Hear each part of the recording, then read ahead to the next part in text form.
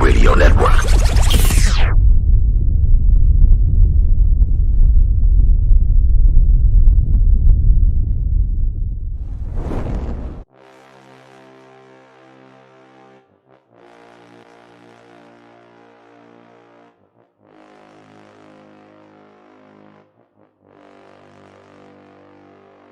Nick Saban does not play anybody less than his. He doesn't put anybody less on the field than his very best players.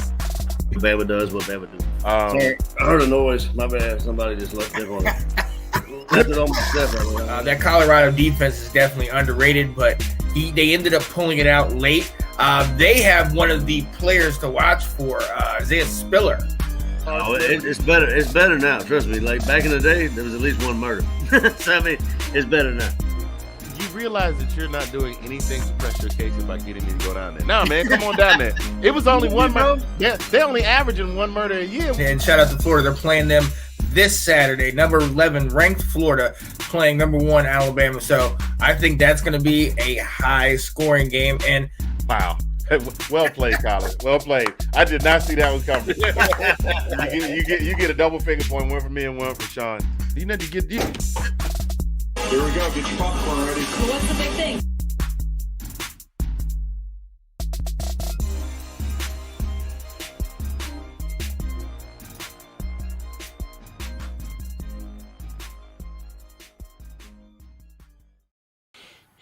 Hey there, hello, and how the heck is everybody doing? It is Monday, January the 3rd, 2022. Happy New Year to one and all.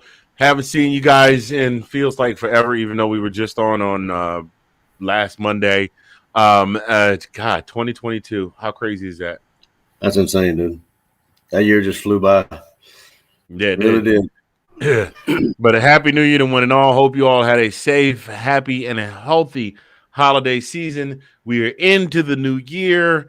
The college football playoff games have been played. The contestants in the national championship have been determined. It went exactly as we planned, but I'm getting ahead of myself. Welcome to this week's edition of This Week in SEC Football. I caught myself. I was so excited. I am Mr. Fingers coming to you from Zachman Central. That sexy fella over there, the brother from another, my man Colin P. What's going on, bro? What's happening, man? What's going on? You have a good New Year's, man. Stay safe and do anything crazy? Or when you get older, man, you just kind of hang around the house if you're like me. Look, we were hanging around the house. We heard a couple of barrages of fireworks go off and said, "Did that sound like gunshots to you?" Oh, and my wife was like, "No, I think it was firecrackers. I hope it's firecrackers." And then my next door neighbor texted me. He said, "I got something to drop over the fence if you all need to take cover." Oh, there you go. So, yeah, we stayed home. We basically just watched the games, and then when the games went off, we hugged everybody, told them Happy New Year. Me and Mama went in the room, got into bed, and watched movies. And I just happened to look over and go, "Oh snap! It's past midnight. Happy New Year, boo boo." And that was it. That was New Year's. I hear you, man. I had a little man with me, so I just kind of had this idea. I was like, all right, man. I said, this is New Year's Eve. I said, I'm gonna let you stay up as late as you can, like as late as you want to. He made it to about 11:45, almost 11:48, and he was gone out. Now, he had a good showing. He did pretty good, but like I said, we went to bed right after that. I went to bed soon after that as well. So you know how it's crazy when you get older. It's just kind of. Well, there's this period of time in your life where, as a kid, you can't quite make it, and then you get to a certain point, and you're like, "Hey, Happy New Year!" And then you get older, and you realize it's just another day. And then you're like, well, "You've seen them all, right?" Nope. I knew when I said it where I was going. No, sir. You're not gonna get us. You're not gonna get us. We gotta keep our sponsors. Speaking of, thank you for joining this week's episode of This Week in the SEC, sponsored by DJG Enterprises and GreekGans.com. Your one-stop shop for your custom Greek gear. You can get laser engraved thermal tumblers, and you can also get custom designed Afghans. They will hook you up. Hit them up, www.greekgans.com. Thank you for being our sponsor, and thank you for understanding our sense of humor. I started saying, if you seen one drop, you seen two. Oh, man, I did it anyway, didn't I? can't take you anywhere. Thank you. Yeah, I know, right? You know why you can't? You had to get you.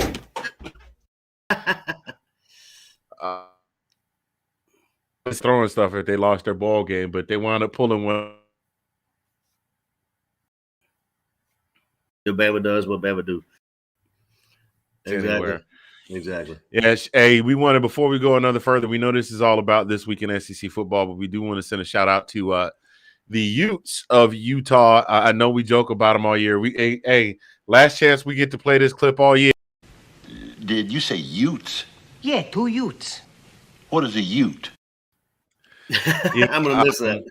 Yeah, I'm gonna definitely miss that. They God, I forgot, who did they play? They played Ohio State, didn't they? They play. Yes, they did. And took it all the way. Gave them a run. I mean, ran it almost all the way down to the wire. They gave it everything they had. Just wasn't quite enough. For the majority of the game, were they? Were they up for the majority of the game? Yeah, they came out. They came out and just whipped on Ohio State. They did. Mm-hmm. And Ohio State had to reach, dig deep and suck up a gut. And as coach used to say back in the day, suck up a gut and find another gear, and they were able to get it done. Yeah. But huge shouts out to the Utah Utes this year for their program that they took on their backs.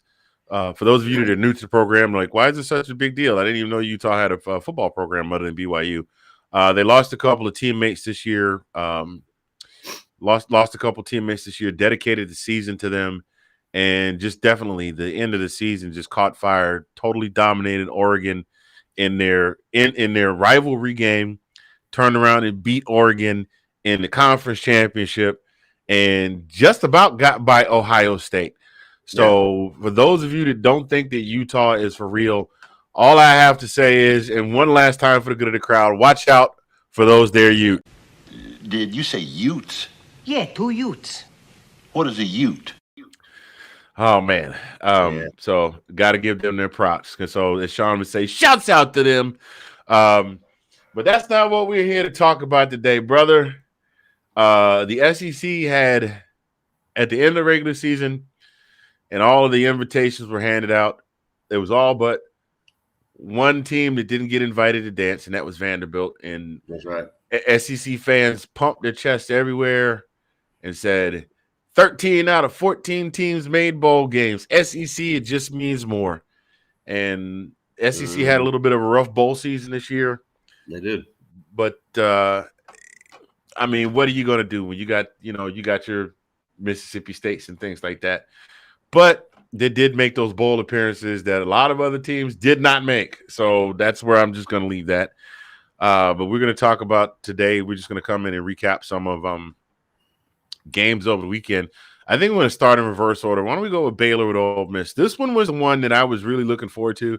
I thought this one was going to be the closest matchup out of all the games that were going to be played that weekend. Yep. And wow, what a surprise. Now, let's be real. Let's go ahead and call it for what it was. They did lose Matt Corral. He rolled his ankle, was not able to return to the game. Right. But it was a shocker for a couple of reasons. Reason number one being the backup quarterback, Luke Altmaier, coming in and going 15 of 28 for 174 yards. He was averaging 6.2 yards per completion. Threw for a touchdown. I mean, it didn't amount to much because Ole Miss wound up only scoring one touchdown the entire game, and that was the one that Altmaier threw. The final score was 21-7, and we've already said Baylor is sneaky good. Baylor will get you, and Baylor managed to hold them at a 7-7 tie long enough to pull back in and score 2 touchdowns late in the fourth quarter, right, for a 21-7 win. But here's a very telling stat: Luke Altmaier, who's backup quarterback, came in through 15 for 28, 174 yards. Gary Bohannon, 7 of 17 for 40 yards. That's all. Yeah, I was noticing that stat too. That was, and they still won the game. That is the most defense I have seen Ole Miss play all season. Remember, the final score of Ole Miss Arkansas was like 55-58. Right.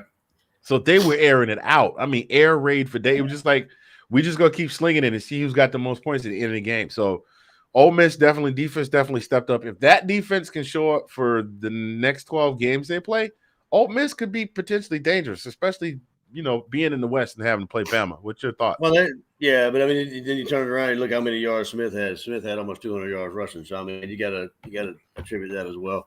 I mean, even though, I mean, he was running the ball out. It's like 172. I think he had 25 carries for 172 yards. Yeah, it was ridiculous, and he was averaging almost 7 yards a carry. Yeah. So while they were able to shut down the passing game, they weren't really able to stop the rushing game. Sounds a lot like another game we're going to talk about in a little bit. But Ole Miss falling a little short to the Big 12 champion Baylor Bears, finishing the season at 12-2. Ole Miss finishing at 10-3. I think Kiffin's got the boys off to a good start with that program there. If he, I think so too. He's one of those. You know how you hear the coach is a couple of pieces short of a good squad. Right. I think a couple more pieces and a little more discipline, he can get those guys together, get them in order, and maybe make them a force to be reckoned with in the West. Yeah, as long as they learn how to play rush defense. Yeah, they stop that run, they'll be all right. And then Matt Corral turns out that all he did was roll his ankle, was nothing serious. He'll be ready to go. He'll be ready. Oh yeah, welcome. Yeah, thank you for jumping in and interrupting the show. There we go. Matt Corral turned out to be nothing serious, but that rekindled the argument about why the kid should opt out, why we should support the kid's rights to opt out, which, to be completely honest, I'm not diametrically opposed to. I just think, you might get hurt regardless. You're going to get hurt regardless. It's not with football. It's not a matter of if, it's when. If you're a starter, it's not a matter of if, it's when. Whether it's a sprained ankle or a separated shoulder or something. God, the defensive guys lately have been tearing their pectoral muscles. It's crazy. Yeah. But it's not a matter of if, it's when. So I'm not opposed to the guys opting out because they're trying to make their money. But we all know my thoughts on that. So we're going to move on to our next game here. That being, and these guys are definitely thumping their chests a lot because they have won 4 straight bowl games.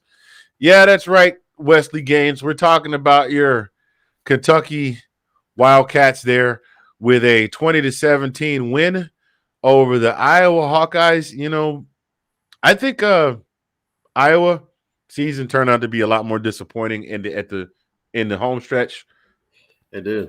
Because I mean, they were number 2 at one time, right? They were number 2 in the nation, and then they were the number 2 team in the nation going into. What was it? What week? I think it was the week before the conference playoffs. Wow. And wound up just getting annihilated and falling out of the top 4. But at one point they were the number 2 team in the nation, and then they wound up playing playing in the Citrus Bowl against Kentucky. Mm-hmm. And Kentucky didn't take them to the woodshed, but Kentucky definitely came up when it counted. 20-7 win. Will Levis, not a bad outing. He only threw for 233 on 28 attempts, but he had he was averaging 8.3 yards per completion, 1 touchdown, 1 interception. And we did say that if Rodriguez showed out, that if he ran for at least 100, that they were going to win. He got exactly 107 yards on 20 carries with a touchdown. So there you have it. It looks like it was pretty well even game as far as the the quarterbacks and the leading rushers and the receiving yards. Well, Robinson had 170 yards. Yeah. Laporta had 122. They both had just over 200 yards in receiving. So fairly even match. This was actually a lot more even than the Ole Miss Baylor matchup I thought it was going to be. But Kentucky comes up big with a win in the Citrus Bowl. And Mark Stoops and the boys down there are they're probably partying still right now in Kentucky. Oh, no doubt. No doubt. And there's another team that I think is just on the cusp of, doing some pretty good things, I mean, like, I don't want them, but, for selfish reasons, we don't want them to get too good, No. Because they're in the East. They'll always be Kentucky. Don't worry. Yeah, but we want them to be little brother. We don't ever want them to start getting to the point where they start calling us little brother. Let's see. Outback Bowl. Pittman. Sam Pittman says, turn the doggone jukebox back on. We're not done yet. They finish up the season 9-4 with a 24-10 win over the Penn State Nittany Lions. KJ Jefferson, very pedestrian, but he came behind in the pocket. No touchdowns, only threw for 98 yards, 1 interception, but he ran for 110 yards, which was enough to propel his team to a 2-touchdown lead win over the Penn State Nittany Lions. Sean Clifford definitely had a better day, but, well, not really. He threw for 2 picks. He only had 1 touchdown, and they could not generate anything on the ground. So outmatched from wire to wire, it looks like here. Arkansas comes up 24-10 against the Penn State Nittany Lions. I think they'll be interesting to watch, man. It's weird. It's weird. It's weird to, for the first time in a decade, look at Arkansas and go, wow, they did a little something. And that goes to like when they were playing us, they should be the better, a better Arkansas team that we've seen, and looks again, it looks like we played them, beat them, we blanked them, right? I think we actually blanked them, but 37-0. But and they kind of fell off a little bit, but then they were able to right the ship, and then have a pretty decent season.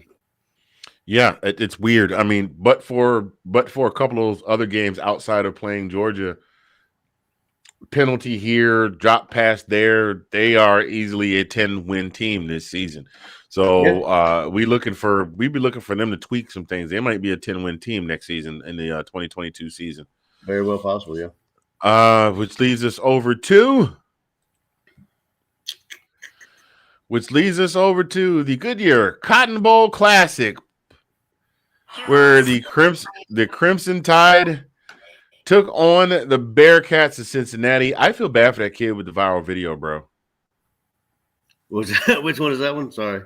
The kid did a viral video where he's stepping on and stomping on the Bama t-shirts, and we want Bama, and like literally kid is going all out. I wish I should have pulled it so we would have it here. But the Bearcats fans did show up in big numbers. They traveled very well, but 27-6 says it all, man. You know what I mean? I mean, what can you say about this game other than what you have said on this show week in and week out? Bama does what Bama do. There it is. I mean, they gave him a little bit the first quarter. I mean, it was it looks like they were handling pretty well, but I mean, always, like we always said, it's who can outlast them. You know what I mean? So.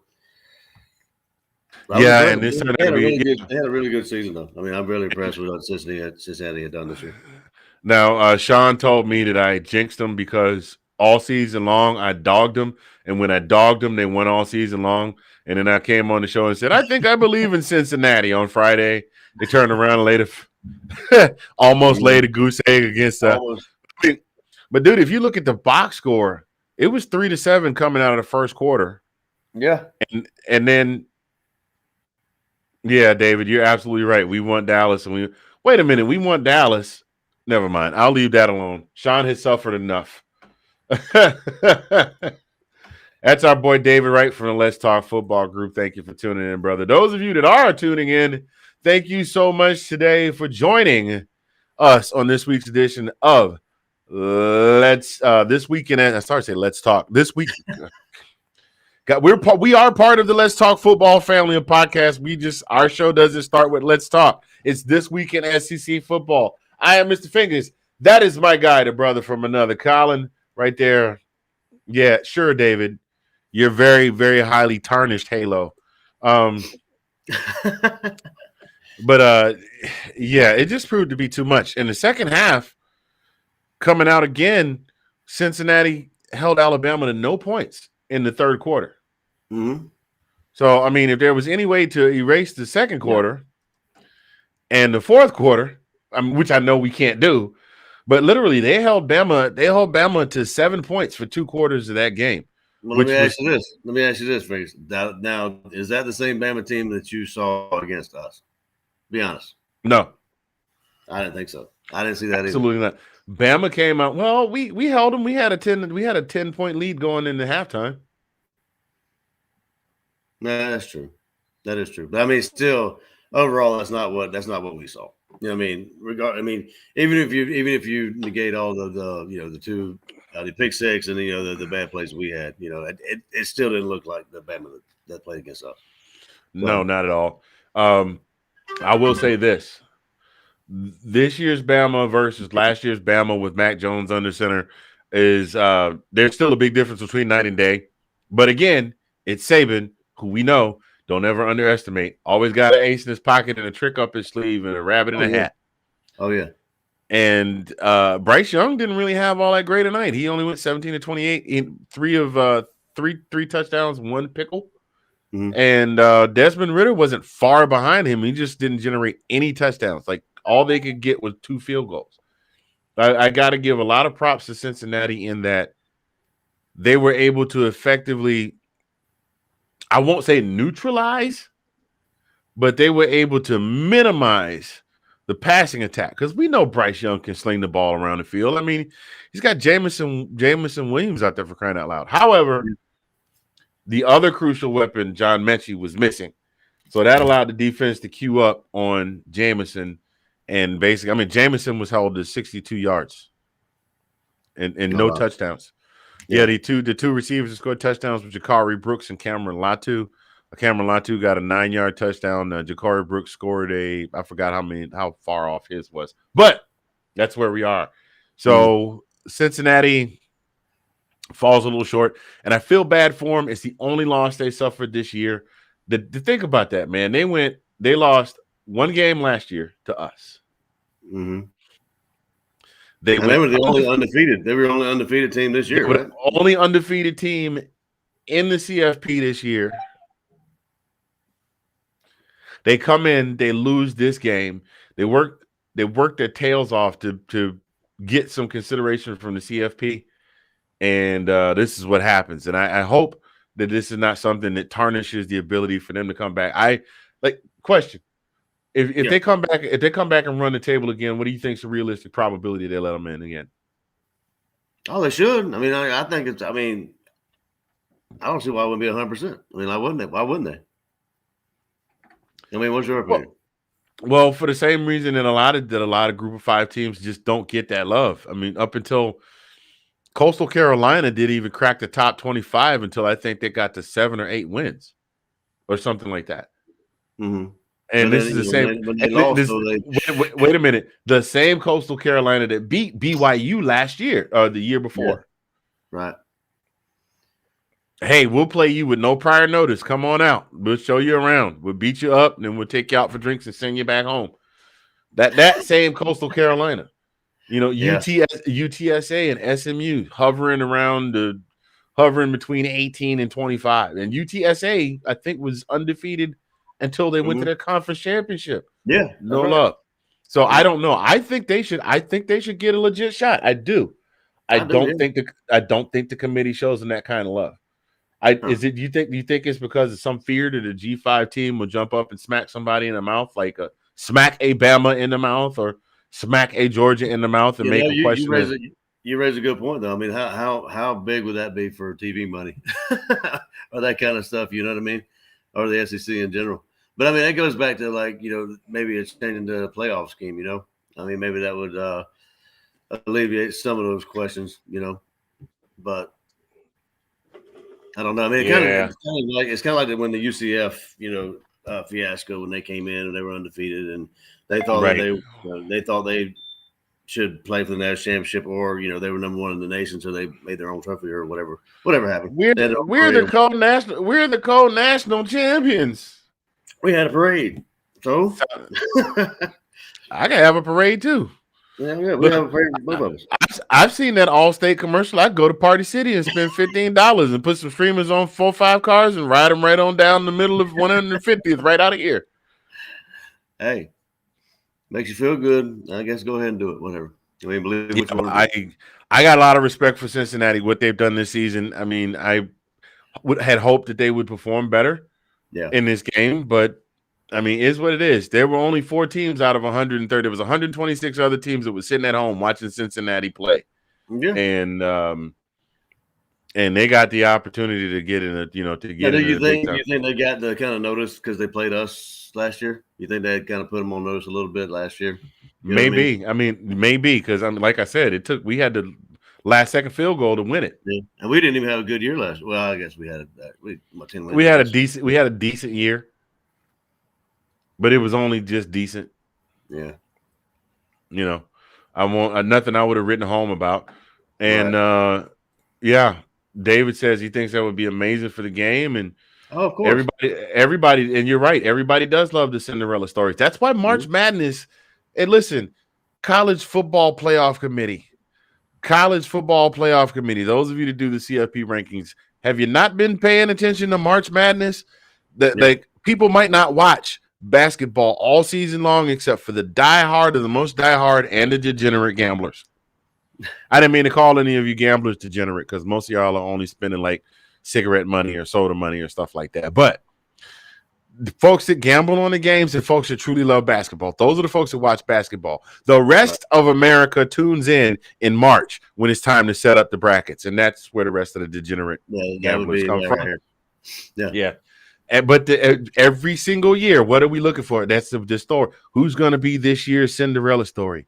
Remember you were in Virginia. Remember when George Mason fever was taking over the nation? This place was going nuts over that. Yeah, absolutely.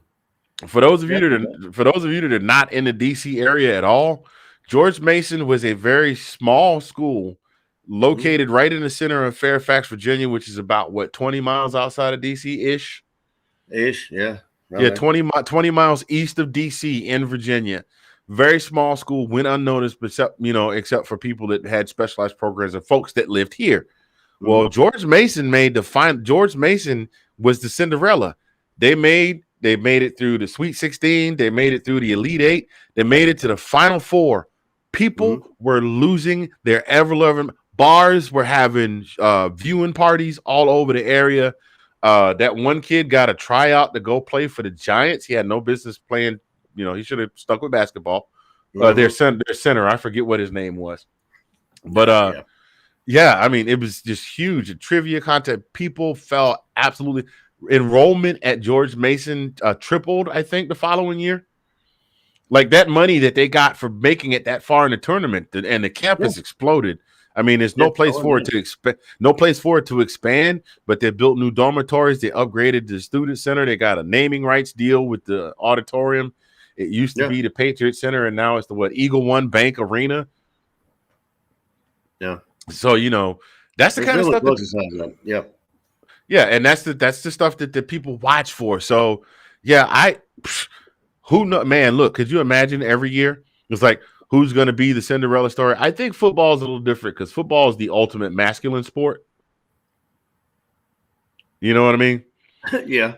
And no big strong Alabama. Could you imagine Alabama or an Ohio State or, God forbid, a Georgia get knocked off by Coastal Carolina in the first round of the playoffs? The buzz, the smack talk. I mean, it's going to happen regardless because we talk smack anyway. But just the buzz that would generate, people would talk about that for years. Like, people are still, and the thing with Mason was just 15 years ago, and people still talk about that. Absolutely.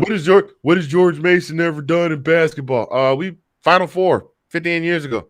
A word? Yeah, we lost to Florida. You guys didn't make it. Yeah, we lost to Florida. Yakim Noah, who's still in the NBA, that's right, was a starting center for the University of Florida. So people don't remember that. Yep. People don't remember that. Yeah, I didn't remember that either. Yeah. David's parents were there, yeah. Oh, okay. That's what's good. That's what's up, Dave. I guess David is in the DMV or from the DMV, if not still living in the DMV. But so that brings that back around, wrapping up this game here with Alabama and Cincinnati. Alabama winds up closing it out 27-6, and they clinch yet again another berth in the championship game for this year, for this season. And that brings us to, last but not least, our boys, Go Dogs, sick 'em, The dogs, the junkyard dogs of the University of Georgia come out and They were in Michigan full effect. They were definitely in full effect.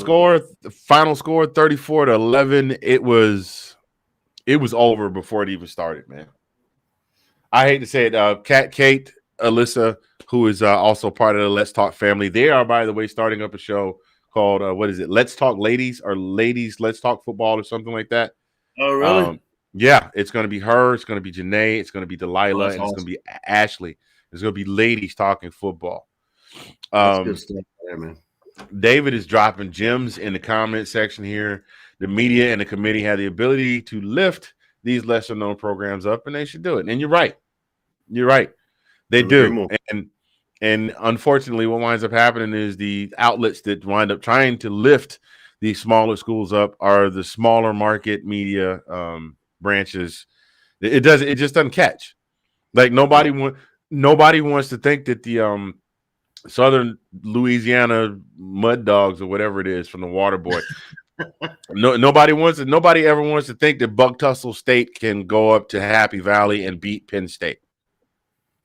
You know, nobody wants to think that the Fighting Minutemen of South Carolina State Junior College can, go out to California, to Los Angeles, and just run the Trojans up and down the field. They don't want to think about that. Like Georgia State, for example, like a Georgia State or something like that, or Georgia Southern. Like Georgia State almost beat Auburn, and people were losing their minds. Like people in our group, yo, you got to go check the Auburn game. Georgia State's about to win. It was all over social media. Georgia State did beat Florida, if you remember. Remember Georgia State beating Florida? Georgia Southern. That was Georgia State, though, I thought. Georgia State that beat Florida. Was it Florida or was it Tennessee? And it was it was a season opener. And it was Georgia State. It was Georgia State. It was Florida. I can't remember if it was Florida or Tennessee, but they whopped them. And that was, you're right, because Dan Mullen memes for days.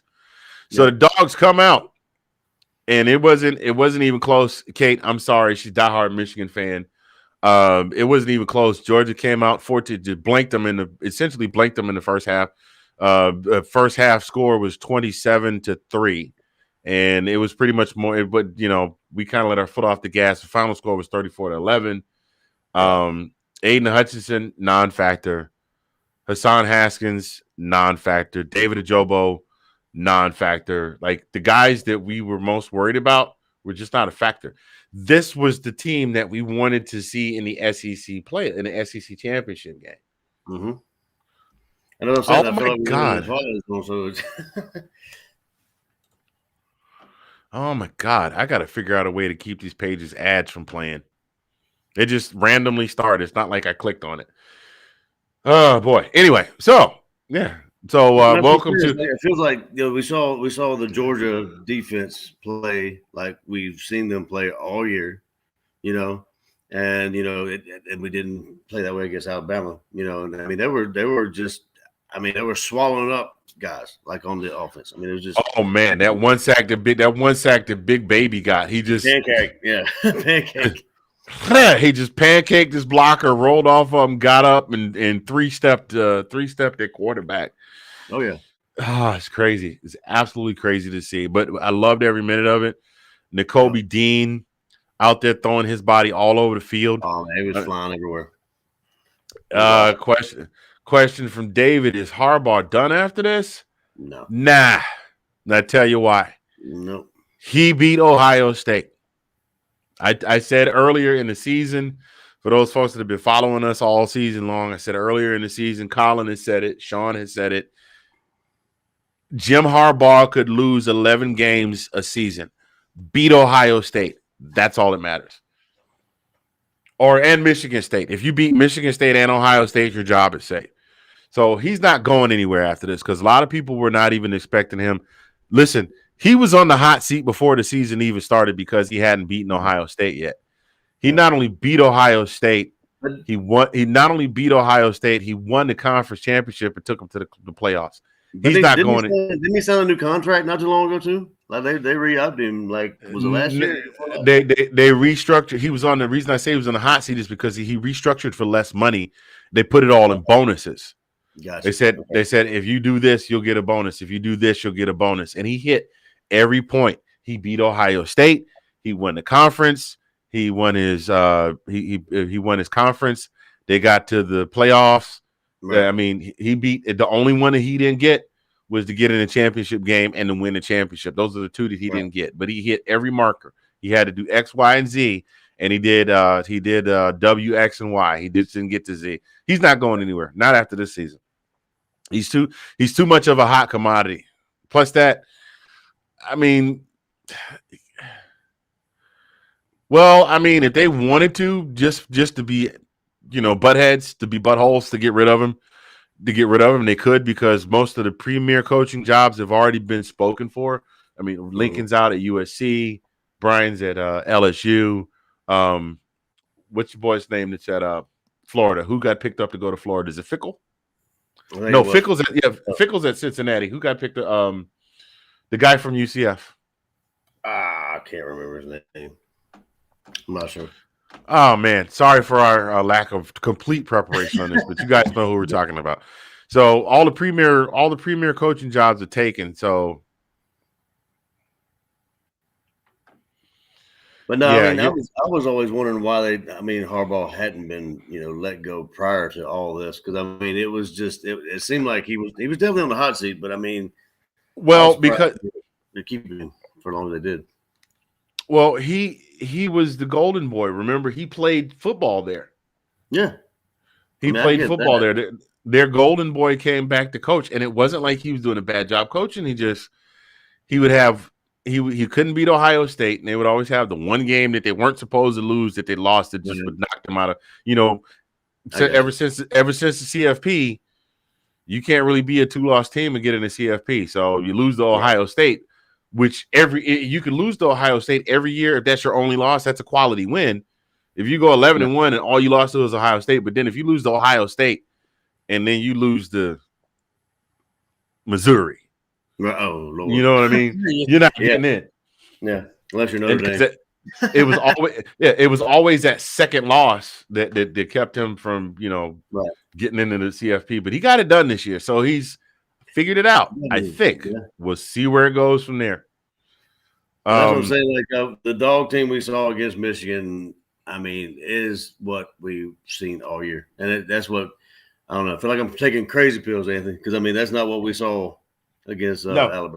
It absolutely is not. And I'm hoping that it turns around this next go around. I hope it does.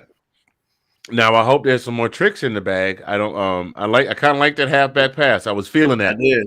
I think that was a little early. I think they should have held that on. I think they should have held that for Bama. But I mean, at the same point, did you see what happened? Who was it? Was it Cook that said that? He said, "I can't believe they called that play because 9 times out of 10 we ran it in practice. They couldn't make that throw, so he didn't make that throw in practice." It was some article I was reading. But they played it very well. They played it very well. It was tight spiral on that thing too. I mean, it was right where it needed to be. So, it was almost like that flea flicker they opened up with in the SEC championship game against Auburn. Yep. The flea flicker, he flicked it back to Fromm and he just heaved it down the field, and DeAndre just went, "I got it." Yep. And let's go back to the 2 dimes that Stetson threw, the 53 and the 57. That one where he dropped in the bread basket. Cook was. It was a stop and go. It was like boom. There you go. So he had a career day, 20 of 30, 313, 10.4 per. Only 3 not a whole lot of touchdowns. And Kenny McIntosh is the one that threw the halfback pass. So he had a very high QBR with his 1 of 1 for 1 touchdown, no picks. He had a better QBR than Stetson that day. Oh God, don't say that out loud. The Georgia fans will be like, "We want Kenny." Anybody but Stetson. Anybody who wants it. Waterboy. Yeah, right. On the other end, J.J. McCarthy, they made him look really pedestrian. He only completed 17 passes, 131 yards, and then Cade McNamara, 11 of 19 for 106 and 2 interceptions, which is my understanding that the Michigan faithful are now like, "We want McCarthy instead of McNamara." It's just going to be a mess. Yeah. I mean, just the whole thing. What did Bowers do? How many yards did he pick up there? Bowers only had 55 yards, but he had a little bit of a shoulder bug that was bothering him, so which is why he kind of was in and out of the game. I don't think he played much after the second quarter, so I don't think we saw him at all. Maybe a play or two in the second. Yeah, I did see that it looked to be not that serious. Like Kirby said that I think he's playing. I mean, like he's intended to play. Yeah. I was kind of sad to not see McConkey be able to get one because he's been averaging at least one touchdown per game since the Kentucky game. Mm-hmm. Yeah, Zeus had a. I mean, he only ran for 54 yards, but he was definitely on point in the key plays where they needed to grind out the clock, which is that's Kirby's bread and butter. So it was a textbook performance by Georgia in that game. You touched on a point that I have a problem with, and probably you do, and a lot of other people. It's the being conservative the second half. Once we get up that high, we can't do that. Obviously, we can't do that against Alabama or better teams like that. You cannot take your foot off the gas. You know what I mean? And well, yeah, but dude, But then again, you have to be. Yeah, I mean, when you got another game left to play and you can see that your opponent is dogged and their spirit is broken, you know what I mean? I mean, right. Michigan was broken before halftime. We dropped 27 on them in half an hour of football. Their spirit was broken. I think by the end of the game, I'm pretty sure Aiden Hutchinson was the only one out there still trying to hustle and make something happen. And he got stopped on both sides of the center. He lined up on the right, they shut him down. He lined up on the left, they shut him down. If he break through, Stetson would just go, I'm just going to take off running. I hear footsteps. So, I mean, I wasn't necessarily talking about, Michigan, but I mean, I was just kind of making just an assertion, just saying, we cannot. I mean, even though if we get up 27 on Alabama, we can't do that against them. No, not at all. No shape or form. No, you got to keep your both feet on the gas pedal. You can hit the brake when the clock hits 000. There you go. I was gonna say, no break at all. Like, cut that brake line. Speaking of, that leads me to our next. I'll get to your comment in a second there, David, which leads me to our next segment. Since we were talking about the ball recap, and this segment, ladies and gentlemen, brought to you courtesy of our dear friends at 1906tees.com. That is 1906tees. All you need to know, they can make you some custom t-shirts, some pretty ones too, man. Hit the website you see on there, squareup.com/store/1906tees today. Thank you for being a segment sponsor. That leads us to this, the rematch. The rematch. We've been wanting this one since the game in the rain. We've been wanting this one since the SEC championship where AJ was when Aaron Murray was the quarterback. Mm-hmm.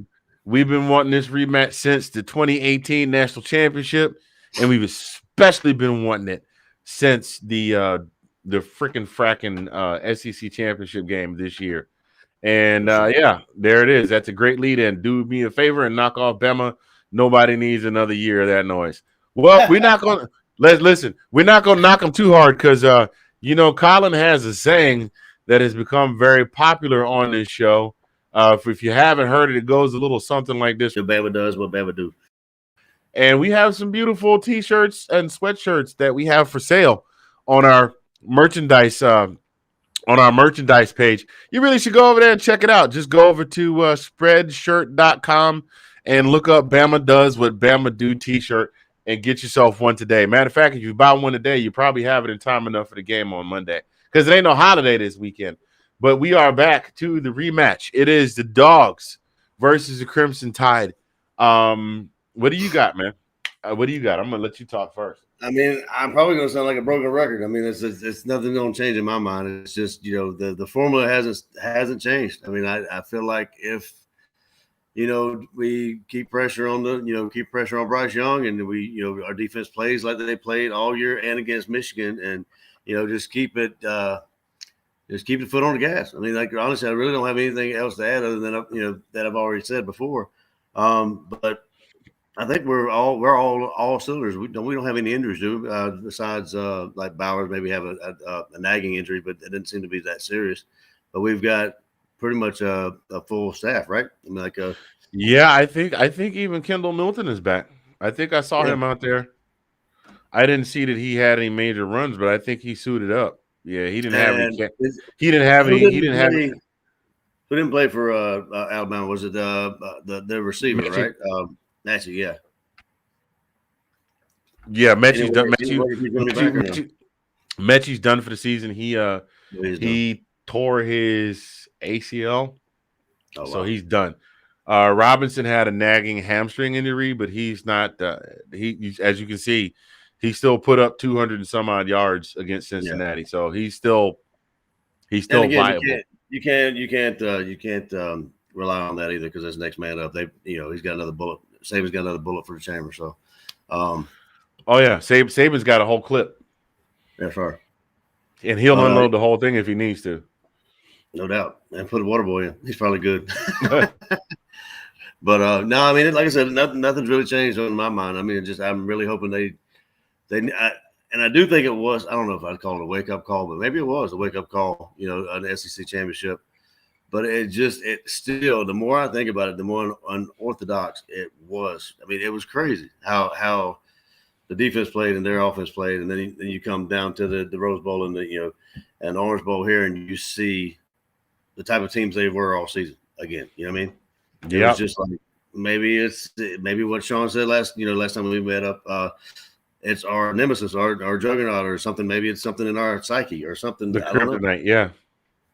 So yeah, it's just like you get a guy that's a running back that could cut like a Barry Sanders, and he goes to make a cut to his right and rolls his ankle and winds up not playing for a few months, and then he comes back to play, and now he can still make the cut, but he's afraid to do it. So now everybody just knows they key up on him when he goes right because he's not going to cut on you. Just knock him out. Right. So what you got on it, man? What you think on it? I think we can do it, man. I honestly do. I don't want to jinx it and say this is the year, because 4 years ago I said this is the year. I don't want to jinx it by saying that, but I think that this year, this squad, I've been saying all year, this squad is better than the 18 squad. This squad is possibly better than the 1980 squad. And that's saying something because it's been 42 years ago, and it's not like I could pull up game footage, but I'm not gonna go back and go through 10 games worth of 1980 footage. But I definitely think that this team has all the tools. It's just a matter of them properly using them and Kirby properly instructing them on how to use them. That's where it is. That's all I got. That's all I got. I don't want to I don't even want to make a prediction on it. I think Georgia can win it. I think Georgia definitely can win it. I do say that also knowing the capabilities of Alabama. Mm-hmm. So I believe in it. I believe in the Dogs. I want to see them win one, but I'm not going to call this one because I just don't want to put anything on it because every time I put something on it, I've been very, very unusually very, very quiet on social media, Facebook, everything. I don't post nothing until the game's over. I say, "Hey, go Dogs." That's about the extent of it. I've been very vocal years previous, but at the same, I was going to ask you this question, Anthony. Who was it that from Bama said that they were going to win the national championship again? It was one of their players after the game, after the Rose Bowl. I can't remember who it was. But he said, "We're going to do it again." I mean, we're going to do it again. We're going to win that championship again, this year. I believe it was Jameson. It was either Jamison Williams or Brian Robinson, one of the two of them. I think it might have been Robinson. Or I'm not sure. It was Robinson because he said, "I waited a long time for this." That was what he prefaced it with. Because do you think that's going to be any kind of fuel for us, or do you think we need any kind of that? Do we need any fuel like that. No, to get up and go. no. I think we've got enough, don't you? The fact that we have a long track record of losing to them and the way that they beat the crap out of us in the SEC championship game is all the fuel we need. I think so too. That's it. I think that should be all the fuel you need. Plus that. But that's bulletin board material as well. I mean, like everybody's got to put that in the locker room. And we gotta kind of toss that one out. Wasn't that that was a Mark Richt thing, wasn't it? The bulletin board material. Remember old man football? Mississippi State said we played old man football. Yeah. So they put that. He's like, I put that on the bulletin board for the guys to see, and they ate up off it all week. Nah, show up, practice hard, stay where you're supposed to stay, so none of you get DQ'd for the game due to health reasons. Show up and knock their blocks off every time. This is what they need to do. Every time Bama. Every time those boys come off the ball, you put pad on pad. You run over him, you go under him, you go around him, you go through him. I feel a coach's speech coming on. You run him over, knock his you-know-what in the dirt, and then you get up, you reach over, give him a hand, pull him up, and line him back up in front of you, and you do it again, and you do it again, and you do it again until the clock reads triple zeros. And then when you look up and you holding that trophy, and then you can pound him and tell him, good game, but I'm going home with the trophy tonight. I feel you on that. Yep. But that going about the targeting call back on that game. I mean, that's the first time I've ever seen a targeting call. Like he hit him in the chest, but he did leave with his helmet. I'll give him that. He led with his helmet. That was I think if he had aimed right or left and gotten his head around him, clean hit. But he hit him with they could get back. But when you see a target like that, I mean, usually you see like head to head, like normally what you said. That's the first time I've ever seen one like that, though. They used to call it spearing back in the day, and that was illegal too. But that's like leaving your feet. yeah. It's like seriously, I guarantee you Kirby was on them boys. I guarantee you Kirby was on them boys' asses today. And that was another thing. He ripped into Stetson. I mean, he wanted to score. He wanted to score before the half, and Stetson threw that ball away or whatever. He had like a minute left. And he just ripped into Stetson. Never seen that. I mean, like I said, how animated Kirby was this game as well was not. Oh yeah, absolutely. We're not seeing that at the Bama game. You know what I mean? It's just absolutely. Too many things are different between. It's too much at stake for. Too much at stake here to not be emotional about it. You know what I mean? Yeah. You hit him. I mean, our football coach hit him. Get up. Do it again. Hit him. Get up. Do it again. Hit him. Get up. Do it again. Like, I mean, 5-6 times. He'd run you in the dirt on one drill, and you still had an hour. You know what I mean? No, like and because there was this team across town that we couldn't beat. They were called what were they called? The West Side Whippers? No, they were called the Patriots.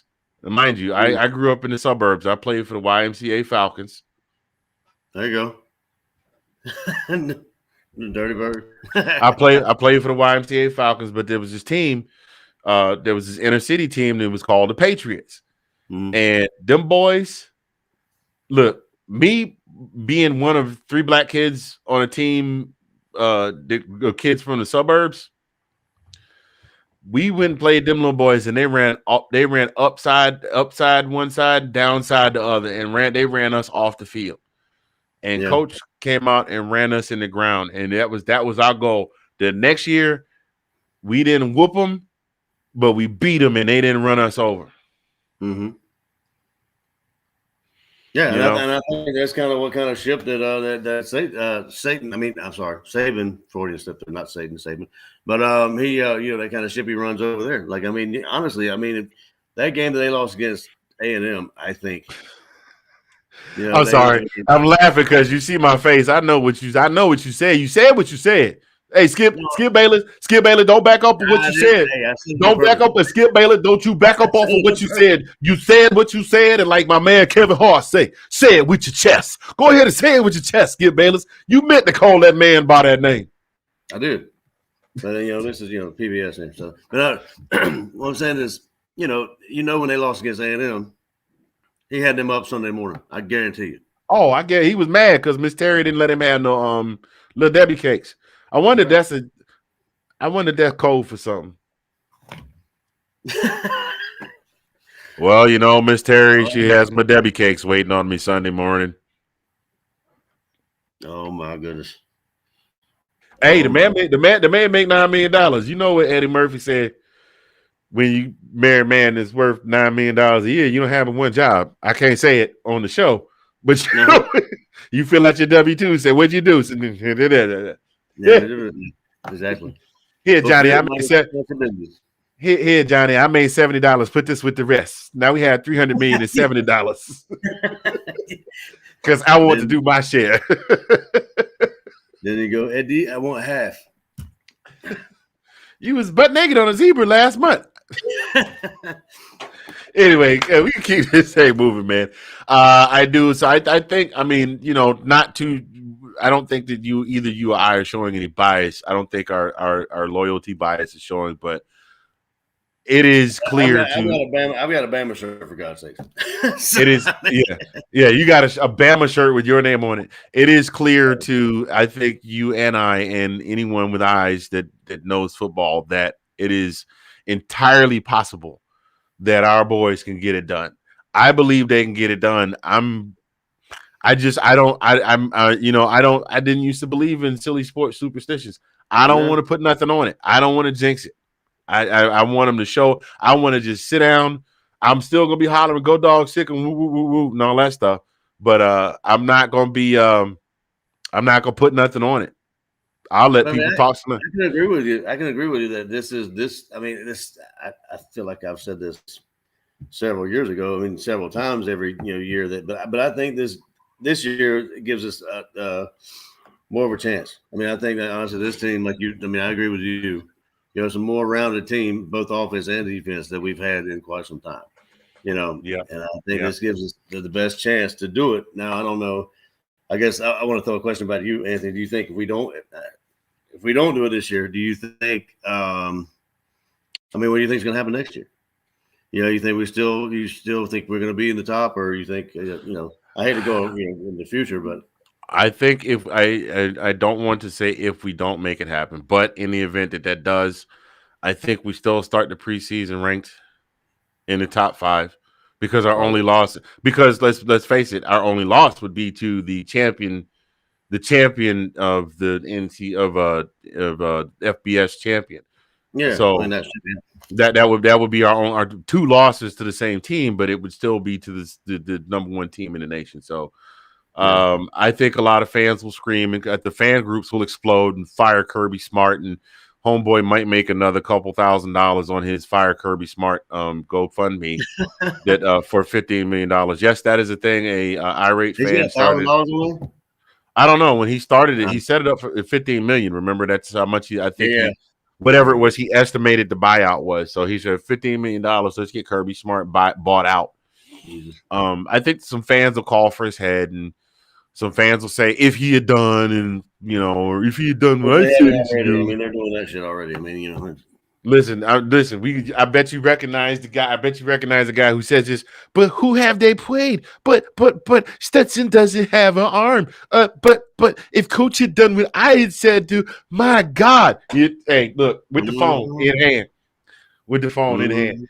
That's our guy. Shouts out to our guy, Uncle Lou. Check him out, LouTube on YouTube. He's one of the premier University of Georgia video casters out there, and very, very entertaining guy. Well put together presentation. So I mean, the fans will want Kirby fired. The fans will want Stetson's head, or whoever made the. If whoever made the play that cost us to lose the game or whatever, they'll want somebody's head on a platter. And then come September, they'll be like, "Go Dogs again." We'll win like 5 or 6 games and be like, "Yeah, we believed in Kirby all along." Now you wanted to skewer him last month, so Yeah, we talked about it earlier about everybody saying we don't hate Stetson. We just, I'm like, come on, man. We got receipts. We got receipts of what you said. You want him to have COVID. You want him to do this. You want him to do that. And I mean, you want him to miss the plane to Miami and all this kind of stuff. I'm like, come on. I mean, be a fan, Yeah. There was so many people were so excited. Like, JT's on the plane to Miami. So he's just going to be there. He ain't going to play. What? Yeah. Anyway. So, yeah, that about does it, man. We managed to wrap this one up pretty tight. I think we're going to touch on that other subject. We'll talk about that another time. Maybe we'll do a little short on it later on in the week. But for those of you that, just to touch on it, Caleb Williams did announce today at about 3:30 Central Time that he was entering the transfer portal and at the university is a potential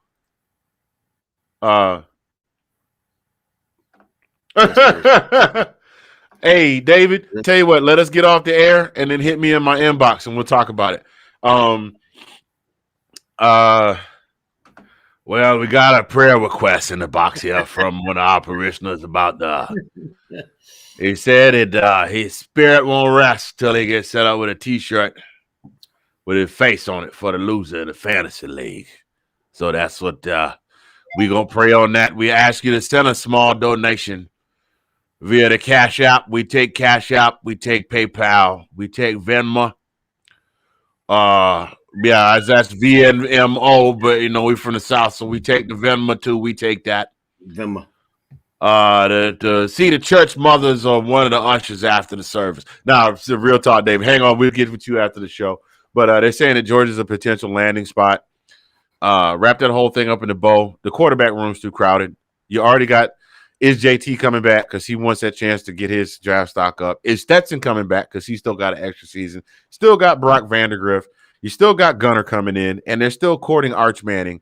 That's 1, 2, 3. That's 5, 6 quarterbacks, all with the capability of going out there and getting the job done.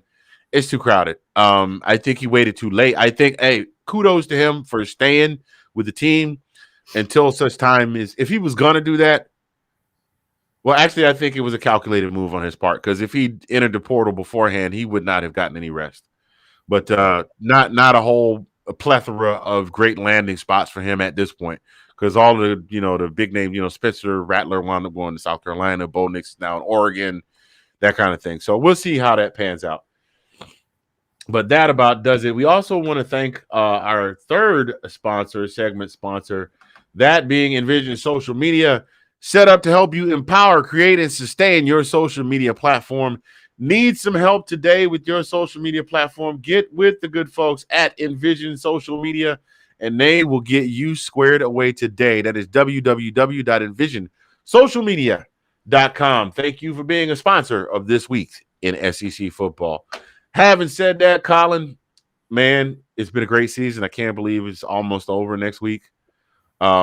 I might want to jump on maybe Thursday, Friday, or Saturday even, since there's no games. Jump on Saturday, say a little something about the preview to the game. Or you know what? We just come on early on Monday. Sounds good to me, man. What time's the game on Monday? I'll have to look it up, but it's gonna be I think it's probably like a primetime game, 7, 8 o'clock, something like that. But anyway, yeah, so next Monday, that's when you'll check us out. That'll be episode 21, which will essentially conclude season number 1. We'll probably roll right over into season number 2, starting with season recaps and what we think will be going on in the weeks to come, following what happens in the national championship game. So we thank you all so much for tuning in this week. On behalf of the Let's Talk Family Football family of shows, I have been Mr. Fingers from Zagnip Central. That is my homie right there, the brother from another. Yes, sir. That sexy Mother Hubbard, your boy, Colin P. And we are going to get out of here. We will catch y'all next week. And for now, we are OUWT out. Holla.